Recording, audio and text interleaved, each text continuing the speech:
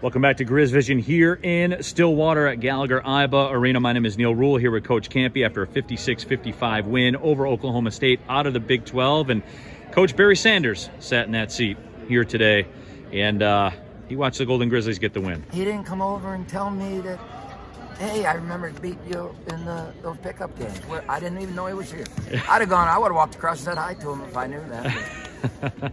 I had to be cool for him to see, you know, I mean, he kind of adopted Oakland. Right. You know, the training camp was at Oakland, and he came and played, and we protected him. A lot of, you know, he'd come in, we'd sneak him in the back door, and he'd play pickup games, and the students were out there, and when the games were, was that Barry Sanders? Yeah, that was Barry Sanders. You know, it was awesome to know back in the day, so that's kind of cool. Yeah, well, it was kind of cool in here, too, by the way, Camp. You guys got the win over Oklahoma State. Your thoughts? I've coached for 40 million years. 3 years, 44 years, and when Jalen Moore went to the free throw line, I'd never heard of the building in my life. And we've been everywhere, as loud as this place was. And when the first one didn't go in, the octane went up. And for that young man to stand there and bury the next two, unbelievable. The three he made to get it to one was just great. But I'll tell you, I told him we were down 4 with about 2.5 to go. I said, if they don't score again, we win. And they didn't score again.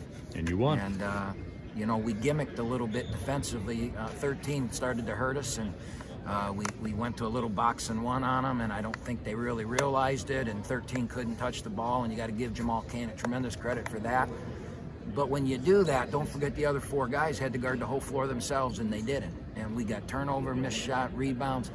How about playing West Virginia and Oklahoma State on the road and out-rebounding them by a combined 20 rebounds? How about that, Neil? That's not a fluke, Cam. Well, I think people that thought maybe Tuesday night our defense was just that West Virginia had a bad day, I think maybe they might think different now.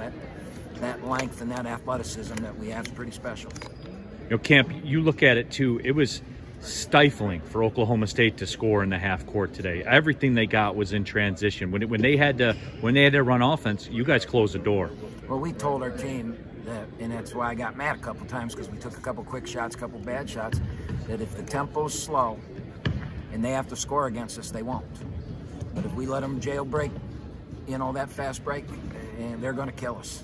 And we had to control tempo, and you got to give Jalen Moore a ton of credit. And then the other guy I would like to point out is Osei Price was good too. Yeah, Osei Price was great, but the guy I want to point out is Micah Parrish. Micah got hurt and played on 1.5 legs in the second half, and he's in there icing now. And you know, I hope he'll be able to play against Toledo. But what a gutty performance he had in the second half. You know, he probably shouldn't have played, but he wasn't gonna miss this. Up 8 at halftime, he wasn't gonna miss it. You know, Camp, you look at it for what you guys were able to do here again. I mean, you know, we've been together a long time working here, and the defense, Camp, you guys play defense. Yes, a Greg Kampe coach team is locked down defensively. It's got to feel good, right? Well, it might be because that's what our talent dictates too. You know, I mean, this isn't Brad Buddenborg and Kangas and those guys out there running and shooting threes. This is a whole different style of basketball for Oakland, but it's dictated by our personnel. But you know what I'm really happy about, Neil, is that Tony Paul, the writer for the Detroit News, in our preseason thing, I told him, I said, I think we're good enough to get to, you know, a Power Fives and win a Power 5 game. And we've gotten so close the last couple of years, but it's been more, you know, kind of like the Michigan game last year. They're top 4 in the country. We're not, but we had a chance to win. And you knew, in the end, we didn't. And I told him this year we're going to get one. And so I feel a little bit like a prophet right now, because I just believe in this group, man. I really believed in them. I've never been so positive about a team before that they ever played a game. And I continue that way. What a group of kids they are. And man, the energy and the enthusiasm that they have and the way they play and the togetherness that they have, we got a chance to be special. This can't be the highlight of our season, though, Neil. This can't be. This is just, you know, we're 1-1, and we got Toledo coming in Wednesday, and this is just a game we thought we could win, and we did. Appreciate the time, Ken. Congrats on a huge win. All right, thank you.